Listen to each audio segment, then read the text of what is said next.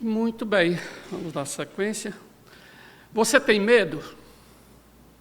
Acho que medo é algo que está muito presente na nossa vida, no nosso dia a dia. E eu quero meditar rapidamente com vocês no tema Não Tenha Medo. É interessante que a mensagem mais importante trazida à Terra, ela foi recheada com medo. O anjo disse a Maria, não temas. Enquanto ponderava nessas coisas, apareceu um anjo a José, dizendo, José, filho de Davi, não temas. Aos pastores foi dito, o anjo, porém, lhes disse, não temais. A mensagem do nascimento de Cristo trouxe medo. E é exatamente sobre um desses medos, o medo de José, que eu quero meditar hoje de manhã com vocês. Então vamos para Mateus, capítulo 1. Quero ler apenas 3 versículos com vocês. A história é bem conhecida e às vezes esses textos mais conhecidos são os que a gente às vezes tem dificuldade em meditar nesses textos e tentar se aprofundar um pouquinho mais e tirar lições preciosas. Eu acho que se eu pedisse para alguém citar esse texto aqui, com certeza, talvez de qual você não saberia, mas você saberia contar a história nos mínimos detalhes. Então vamos lá. Mateus capítulo 1, verso 18 em diante diz, Ora, o nascimento de Jesus Cristo foi assim. Estando Maria, sua mãe, desposada com José, sem que tivesse antes coabitado, achou-se grávida pelo Espírito Santo. Mas José, seu esposo, sendo justo e não a querendo infamar, resolveu deixá-la secretamente. Enquanto ponderava nestas coisas, eis que lhe apareceu em sonho um anjo do Senhor, dizendo, José, filho de Davi, não temas receber Maria, tua mulher, porque o que nela foi gerado é do Espírito Santo. Vamos orar? Santo Deus, Pai Todo-Poderoso, te peço a tua ajuda nessa breve meditação que vamos ter na tua palavra. Porque quando nos expomos a tão enorme poder, se não buscarmos a sabedoria do alto e a ajuda do teu Santo Espírito, podemos devagar, podemos nos distanciar daquilo, do teu propósito, do propósito da tua palavra nas nossas vidas. Por isso é que eu te suplico, ajuda-nos, eu te peço, no nome do Senhor Jesus Cristo. Amém. Muito bem. José enfrentou uma decisão muito difícil ao descobrir que Maria estava grávida. Apesar de ele estar consciente de tomar Maria poderia ser uma decisão humilhante, ele escolheu obedecer a Deus mesmo assim. Mas eu quero pincelar algumas aplicações sobre como nós devemos lidar com o medo. A primeira coisa é o medo do desconhecido. E no versículo 18, quando nós lemos, ora, o nascimento de Jesus foi assim, estando Maria, sua mãe, desposada com José, sem que tivesse antes coabitado. Então, note que José não encontrava uma explicação humana para o motivo da gravidez da sua esposa. Então, ele estava diante de algo desconhecido. Então, é natural que a gente tenha medo do desconhecido. Mas nós devemos ter cuidado com esse medo. Por quê? Porque o medo do desconhecido, ele gera conclusões erradas. A conclusão de José era muito óbvia. Maria está grávida. Para ela estar grávida, ela tinha que ter tido relação sexual com um homem. Certo? Certo. Esse homem não sou eu. Logo, Maria me traiu. Conclusão errada. Então, nós sempre queremos soluções simples. Nós sempre buscamos algo que seja óbvio, racional. Aliás, nós somos humanos. Mas a vida cristã não é assim. As coisas não funcionam dessa forma. Nós temos uma vida muito complexa, principalmente quando nós temos que enfrentar 2 aspectos, o aspecto humano e o aspecto espiritual. Então, você acha que é fácil?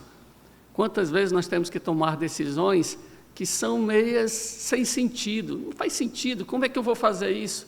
Sim. Por quê? Porque nós somos diferentes.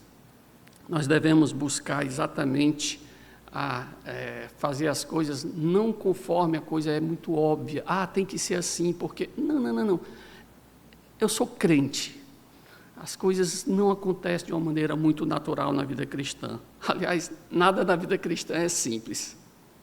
Segunda coisa, o medo do desconhecido gera conclusões equivocadas. José estava com medo porque não compreendia todos os fatos. O que o José pensou que era pecaminoso, na realidade era sagrado. Isso aqui é um pecado que é Maria... Não, pelo contrário. O que vem daí é algo muito especial. Maria era uma noiva fiel e não uma mulher infiel. Ficamos chocados e até mesmo decepcionados, algumas vezes, quando nós tiramos conclusões equivocadas. Devemos ter muito cuidado com as nossas conclusões. E o medo do desconhecido, às vezes, gera conclusões apressadas também. Procure ter o maior número possível de informações antes de você tirar suas conclusões. Principalmente se envolver relacionamentos. Quantas vezes nós temos algum atrito com a pessoa e aí a gente chega, isso aqui aconteceu por causa disso. Espera aí, você tem todas as informações? Você conversou com o outro lado, ouviu o que ele tinha para dizer? As minhas filhas estão na fase da mocidade, que eu considero a pior fase que tem, que tira a conclusão de tudo. Pai, foi por causa disso. Para. Você já ouviu a outra pessoa? Não, pai, mas eu tenho certeza. Como é que eu tenho certeza? Como é que vocês têm certeza de tudo? O jovem tem isso, né? Ele acha que é o maior sabão, sabe tudo. Na realidade, quando a gente passa por essa fase, que já passou pela mocidade, a gente olha para trás e diz, como eu fui tolo. Como eu tirei conclusões apressadas. Então, muito cuidado com suas conclusões. Consulte o travesseiro. Tem coisa melhor do que isso. Espera, passa uma noite aí, checa, vê se realmente é assim. Busque conselho de pessoas experientes, pessoas que você confia, pessoas que você ama. Então, busque esses conselhos. O segundo medo que José teve aqui, no versículo 19, diz... Mas José, seu esposo, sendo justo e não querendo infamar... Olha que coisa interessante. Qual foi o medo de José aqui? Medo dos outros. Medo do que os outros iriam pensar. Possivelmente José tenha pensado, só existem duas opções. Uma, ou eu me separo dela silenciosamente, sem comentar nada com ninguém, deixo ela para lá e acabou-se, ou... vou ter que chamar a liderança e mandar que apedrejassem ela. Só tinha essas duas opções na cabeça dele, né? Então, quando nós tememos os outros, nós deixamos Deus de lado. A nossa responsabilidade é fazer aquilo que Deus quer que a gente faça. E, às vezes, infelizmente, não é o mesmo que os outros pensam ou querem que a gente faça. Então, quando tememos o que os outros vão pensar, nós vamos deixar facilmente de fazer aquilo que Deus manda. E qual deve ser a minha preocupação? É com os outros ou com Deus? Quando tememos os outros, nós podemos ser levados a fazer coisas que não agradam a Deus. Talvez você diga, pastor, mas eu não tenho medo de ninguém, não. Estou nem aí com o que os outros pensam. Será?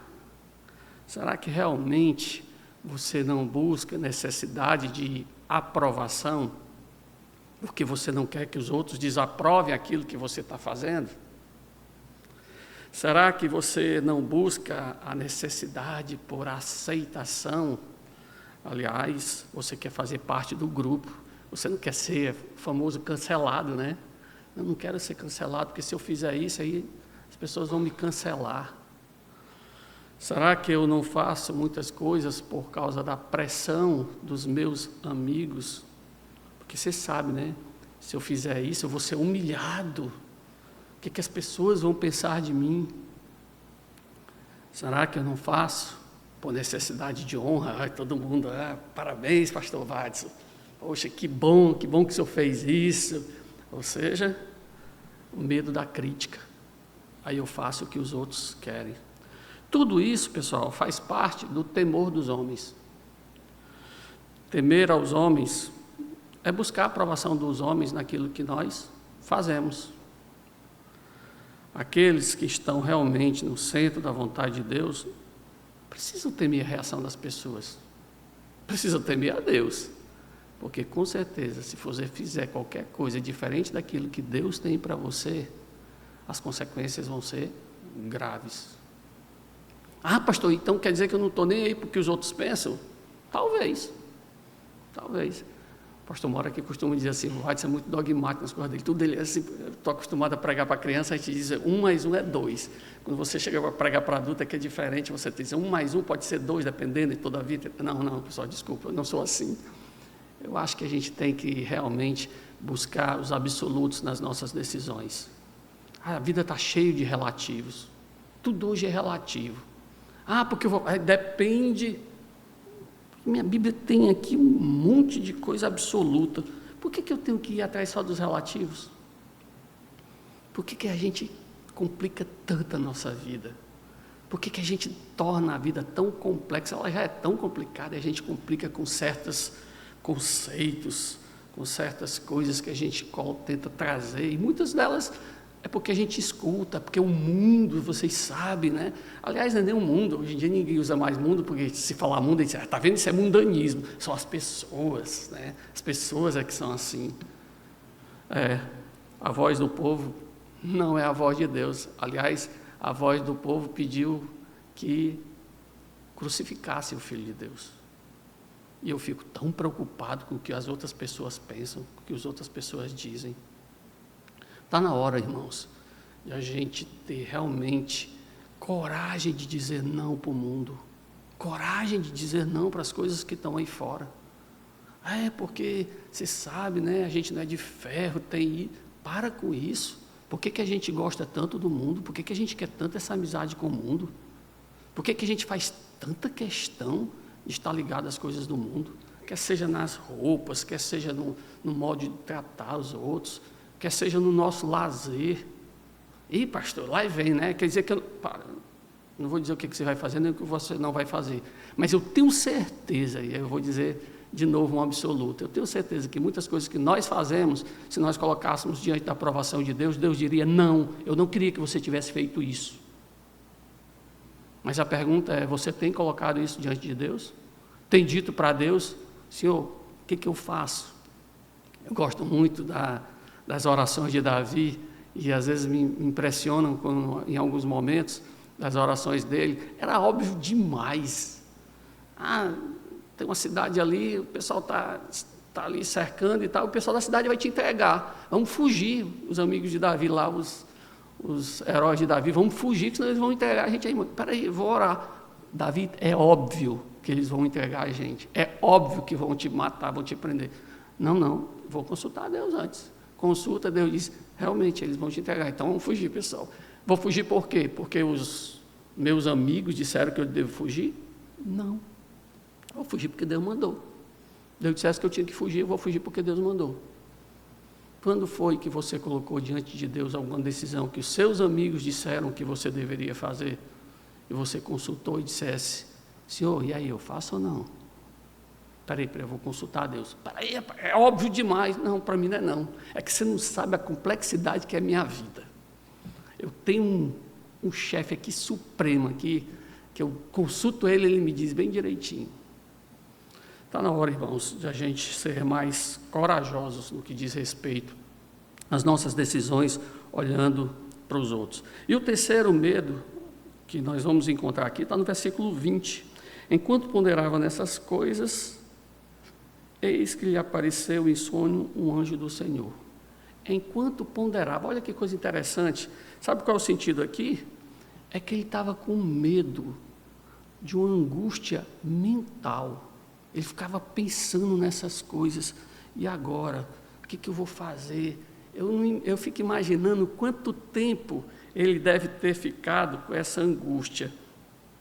Porque não foi apenas um dia, 2 dias. E você vai ver ali pela história que Maria passou algum tempo longe dele. E em lugar nenhum na Bíblia tem uma conversa de José e Maria contando, Maria dizendo, olha, só para você saber, teve um anjo lá em casa assim, não. Então, a certo ponto, a angústia dele procedia. Agora a pergunta é, e nós? Talvez esses sejam um dos maiores inimigos da nossa geração. É só olhar para os consultórios de psicólogos. Certa vez eu estava num local e sentou uma senhora conversando, era uma praça, sei lá, e sentou duas senhoras, mulherzinha, eu descobri um negócio que é o maior barato. Aí eu disse, que foi? Psicólogo. O plano cobre, eu estou indo toda semana, é tão bom. Essa semana eu fui lá só para falar mal da minha mãe. Aí já disse para ele, a próxima semana é de uma vizinha minha, que eu não gosto dela. Ele disse, tu se prepara, que eu vou só falar mal da minha vizinha. Coisa maluca, coisa louca. Mas está assim o mundo, cheio de consultórios com gente conversando sobre coisas bem aleatórias. A mente que não desliga. José ficou com medo porque a mente dele não se desligou do problema que ele tinha. Ele deve ter pensado durante muito tempo sobre tudo aquilo que estava acontecendo, né? Por que viajar agora? Tanto tempo ela tinha para viajar, mas Maria resolve viajar agora para ir lá para casa. Não sei o que está passando na cabeça dela. Por que tanto tempo? 6 meses? Não podia ser uma semana? Por que o silêncio? Por que ela apareceu grávida? O que as pessoas vão pensar? Como é que vai ficar a reputação dela? Eu acho que essas coisas tudinho causaram uma inquietação em José de uma forma tremenda. Sua mente deve ter feito um verdadeiro turbilhão. José talvez estivesse numa crise emocional muito grande. Então, nós precisamos aprender a desligar a nossa mente. Você acha que toda a sua preocupação vai resolver seus problemas? Você acha que toda essa inquietação que você tem, porque tá isso, não consegue dormir, não come, não faz, tudo isso vai resolver seus problemas? Não. Pastor, é fácil, né? Porque o senhor é pastor. Não, vocês não sabem como às vezes a gente vai dormir pensando às vezes no que vai acontecer amanhã, quando não liga 2 horas da manhã para a gente e tem algum problema para a gente resolver. Mas a gente tem que aprender, isso é um exercício que não é só o pastor que tem que fazer. Todos nós temos que fazer, nós devemos aprender a desligar a nossa mente. Descansa no Senhor, entrega para Ele. Nada disso vai conseguir resolver os seus problemas. Se a mente não desliga, liga a fé. Pastor, assim é fácil, né? Mas as soluções de Deus são fáceis. Nós é que muitas vezes não queremos fazer, porque o medo é exatamente o oposto à fé. Você já pensou nisso? Onde o medo chega, a fé vai embora. O que ela vai fazer ali se você está se tremendo de medo? Não tem como. Muitas vezes nós temos medo porque nós não confiamos na provisão de Deus e no cuidado de Deus. Não existe momento mais propício para nós ligarmos a fé do que aqueles momentos que estamos com medo. Senhor, eu estou com medo, mas eu vou. Senhor, eu confio em Ti. Isso é muito bom. E como Deus gosta quando a gente se queda aos pés dEle nesses momentos. E eu quero concluir com 3 reflexões bem rápidas. Primeiro, sobre que assunto da sua vida Deus precisa lhe dizer, não tenha medo. Você já pensou nisso? Não tenha medo da crise financeira. Eu vou lhe sustentar. Eu me lembro, algum tempo atrás, ficou desempregado, eu e a Marli. Era muito engraçado. A gente passou um momento bem complicado e a gente olhava um para o outro e disse, aí a gente vai almoçar hoje aonde? Vamos almoçar na tua mãe ou lá na mamãe? Aí eu me lembro de um dia o pastor Mauro me ligou e disse assim, Vadson, eu queria conversar contigo, a gente pode almoçar junto? Eu disse, pode, só tem 2 problemas. O senhor vai ter que pagar o almoço e o senhor vai ter que vir buscar, que não tem dinheiro para o ônibus não. E nunca nós nos desesperamos, vamos buscar isso. Não, O Senhor tem um propósito, o Senhor resolve e a gente descansa na presença dEle. Então, às vezes, a gente precisa pensar nesses momentos como um momento para a gente ouvir de Deus. Não tenha medo, não. Eu estou no controle. Não tenha medo do seu problema de saúde, do seu câncer. Não tenha medo. Eu estou no controle. E as pessoas, pastor, mas o senhor não sabe o que é dor. Eu sei, irmãos. Eu sei. Eu sei muito bem o que é dor. Eu não sei qual é a sua dor, nem quero comparar a dor de ninguém, por favor. Jamais faria isso. Mas eu já vi Deus nos momentos de dores. E olha, às vezes eu digo assim, e aí eu digo com medo, confesso. Como eu queria sentir aquela dor de novo, só para sentir de novo a presença de Deus ali do meu lado. É tão bom. Eu confesso que às vezes eu fico com medo da dor. Faz parte do ser humano. Não tenha medo do futuro. Entrega para mim o teu futuro. Mas é porque, sabe, eu não sei o que eu vou fazer, se eu vou casar, se eu vou trabalhar, o que eu vou fazer com meus filhos, e esse mundo louco, com guerras, com tudo que está sendo pregado no mundo, como é que vai ser o amanhã, para quê? Você acha mesmo que todo esse seu medo, essa sua preocupação, vai mudar um segundo daquilo que vai acontecer amanhã? Não. Entrega para Deus. Não tenha medo dos seus relacionamentos. Ministre perdão. Está na hora de a gente nos relacionarmos de uma maneira cristã, amando, abraçando. Eu me lembro do nosso período de mocidade, pastor Kelso. Massa, a gente se abraçava, os homens andavam abraçados, não tinha esse negócio de homossexualismo, essa marmota que tem hoje, não. A gente curtia andar abraçado, as meninas, a gente curtia. Olha, eu olho hoje para os jovens e tenho pena de vocês, porque vocês não sabem o que é curtir uma amizade, não sabem, porque infelizmente os relacionamentos de hoje são todos, vai de novo, vai ser muito absolutista nas coisas, mas infelizmente a maioria, vou dizer a maioria, são baseados em certos interesses. Na nossa época de jovem não existia isso, não. O interesse que a gente tinha era curtir um ao outro, era brincar, se divertir. Quando alguém dizia alguma besteira, alguma baianada, chegava lá, pedia perdão, me perdoe, me dava um beijo, um abraço, e estava tudo bem, tocava para frente. Então está na hora de a gente ter esses relacionamentos. Segunda coisa, Deus é poderoso para encontrar você também nos seus medos, como Ele encontrou José, e transformar as suas angústias em motivo de celebração. Você já contou para Deus o que é que lhe causa tanto medo? Deus quer se encontrar com você no seu medo. Mas para isso você tem que confiar nele. E não contar só por contar. Senhor, está sabendo, né? Estou com os problemas aí, o negócio é meio complicado, senhor. Mas estou orando só para o senhor saber. Eu acho que Deus deve dizer ciente. Continua sofrendo aí, desgraçado. Você contou só por contar? Tá bom, estou ciente. Ou você chega e diz, Senhor, quero me derramar na tua presença. Quero conversar contigo. Quando foi a última vez que você conversou com Deus? Mas conversar mesmo. Não é aquela oração da fome, não. Senhor, obrigado pelo alimentamento.